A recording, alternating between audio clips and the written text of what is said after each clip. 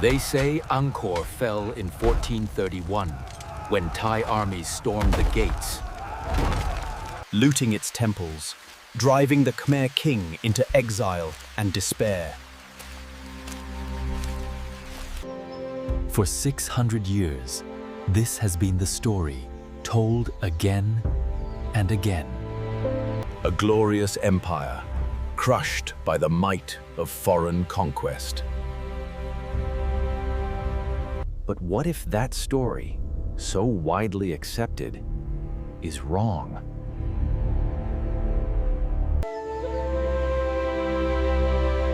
What if Angkor's fall wasn't caused by invasion at all, but by something much more terrifying and insidious?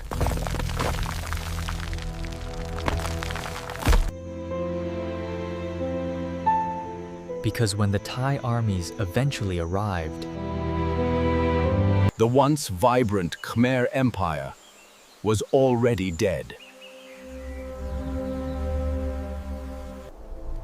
Tonight, we uncover the hidden truth behind this ancient mystery. A story written in stone, told through water, faith, and climate. the Khmer Empire, more than a kingdom, a machine of genius.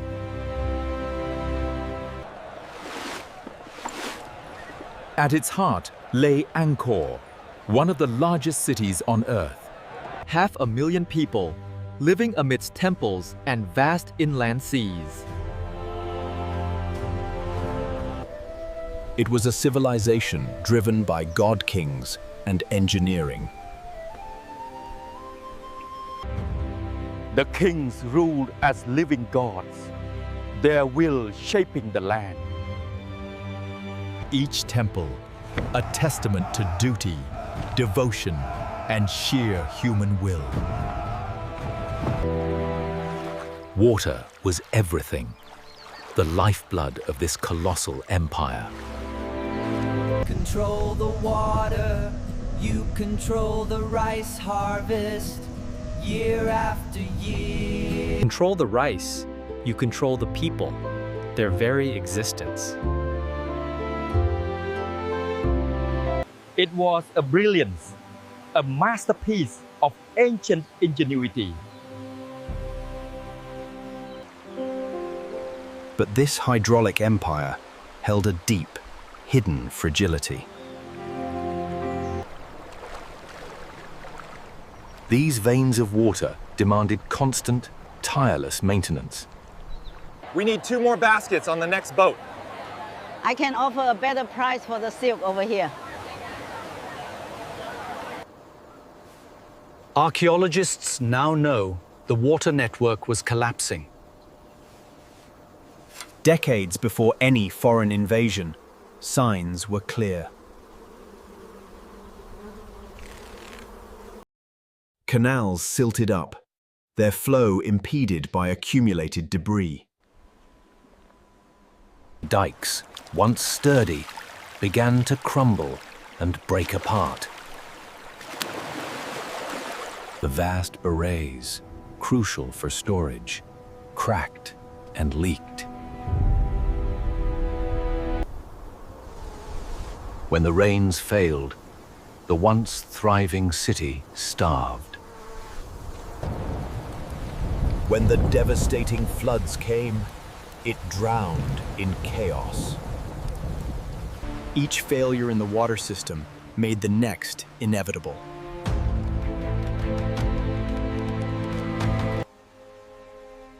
Angkor's very lifeblood was slowly turning into poison.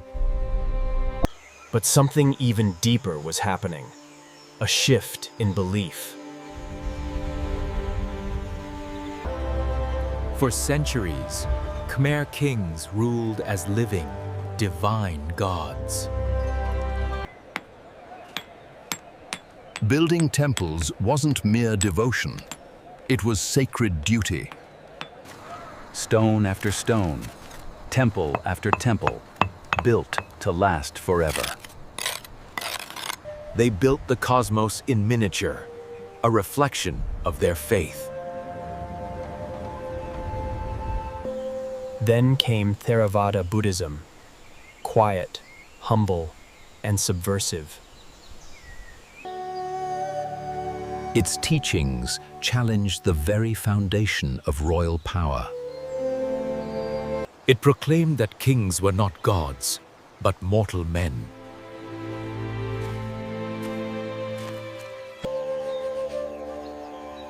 Merit wasn't earned through grand monuments, but mindfulness. And just like that, the ideology fueling Angkor's engine vanished. Why build for kings no longer considered divine beings? Why pour stone into temples when merit came from silence? Temple building gradually stopped. Work ceased abruptly. The skilled engineers and artisans dispersed, their purpose gone. The essential canals broke, slowly falling into disrepair. And nobody cared enough to repair what kept them alive. Then came the droughts, merciless and relentlessly long. Not just one, but decades of chaos, an era of suffering. The worst monsoon collapse in centuries crippled the land. Tree rings tell the story. Brutal droughts ravaged the fields.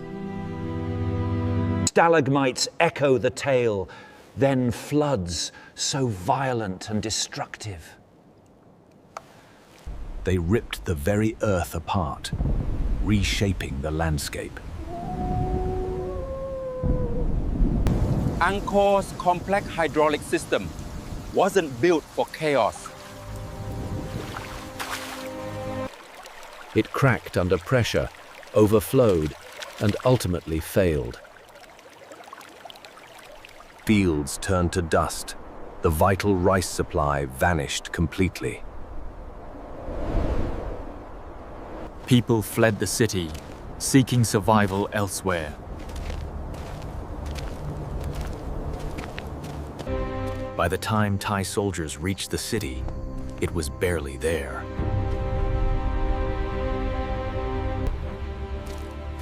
They didn't destroy an empire. They walked into its corpse.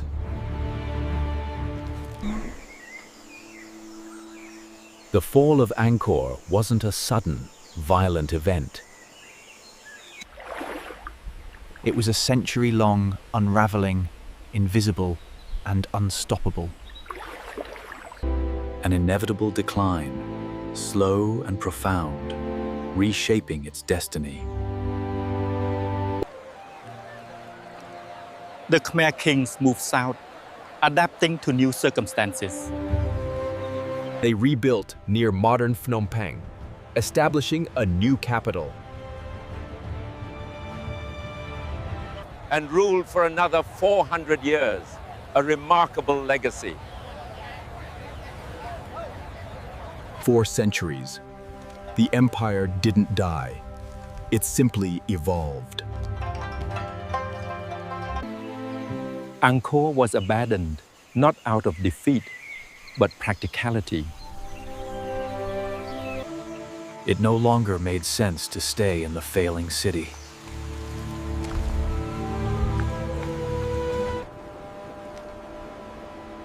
Its intricate system was broken beyond practical repair.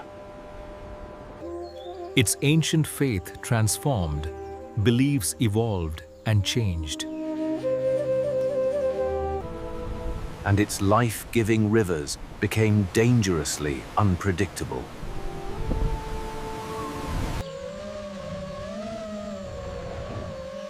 Leaving Angkor behind was a strategic act of survival.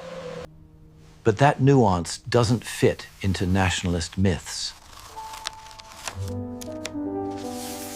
It's easier to say, the Thai destroyed us, our golden age. Or, we conquered the mighty Khmers, claiming victory. Both these simple, nationalistic stories are profoundly wrong.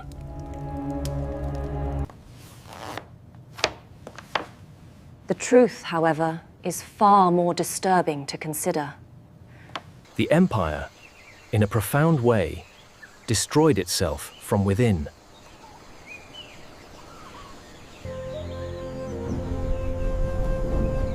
The ruins of Angkor aren't monuments to conquest. They are monuments to a civilization's overreach and ambition. Every temple, every canal, every carved face, a reminder.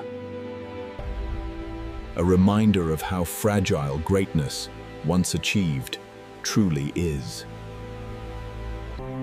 Angkor fell not because of enemies, but its own complexity.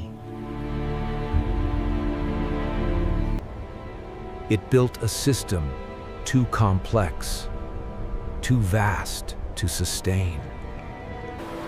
Water, faith, climate, all three turned against it, profoundly. And yet, the pattern feels eerily familiar to our world.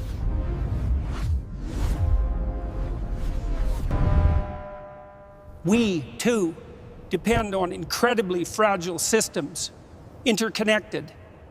Power grids, supply chains, stable climates, all interdependent. We, too, tell ourselves these systems will last forever. But the Khmer believed that too, in their era of glory. Until the blessed rain simply stopped falling, year after year. The jungle that took Angkor didn't come overnight, invading. It crept in quietly, tree by tree, with relentless patience. As routine maintenance ceased, lifeblood slowly drained. As the ancient belief faded, purpose became lost. That's how true collapse happens, not with a grand explosion, but with a profound and echoing, irreversible silence. And maybe that's the real warning carved into these stones.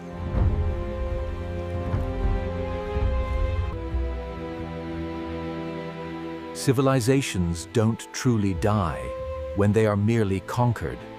They die when they forget how to care for what truly sustains them.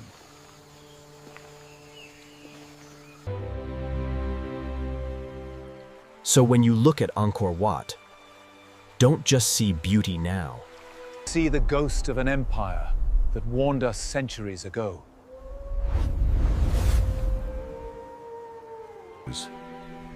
That no civilization, no matter its perceived divinity, is too sacred, too grand, to ultimately fall.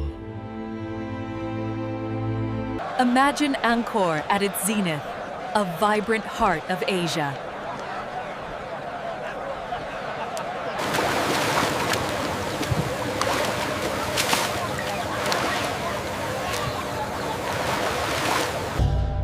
Kings believed their divine right ensured eternal prosperity. The engineering was brilliant, creating a paradise on Earth. Reservoirs so vast, they resembled glistening inland seas. But this fragile perfection demanded ceaseless vigilance and care. A moment of neglect could unravel centuries of meticulous work. The subtle signs of decay were dismissed, or simply unseen. Decades before invasion, the life-giving waters failed. Starvation haunted the city as harvest dwindled to nothing. Then came the floods, turning streets into raging rivers.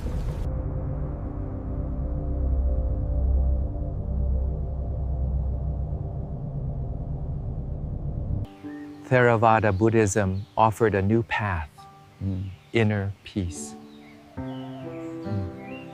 The monumental building projects slowly ground to a halt.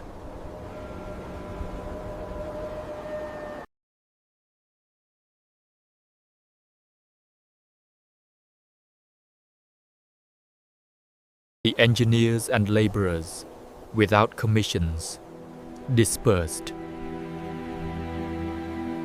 Canals broke, and the collective will to fix them was gone.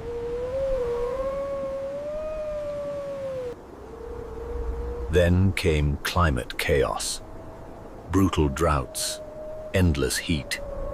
Tree rings bear witness to decades of unrelenting misery. Violent floods followed, ripping apart the very foundations. Angkor's sophisticated system shattered under environmental stress. By 1431, what was left for conquerors was a ghost. The truth is, a profound transformation was already complete. Kings moved south, rebuilding, ensuring their people's survival. The empire didn't vanish. It simply adapted, evolved.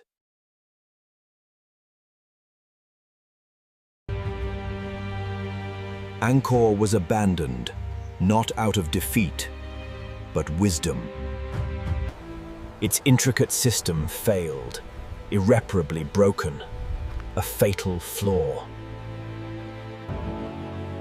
Faith had transformed, no longer demanding monumental builds.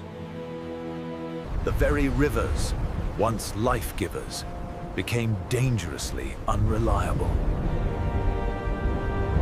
Leaving Angkor was a strategic decision, a choice for survival.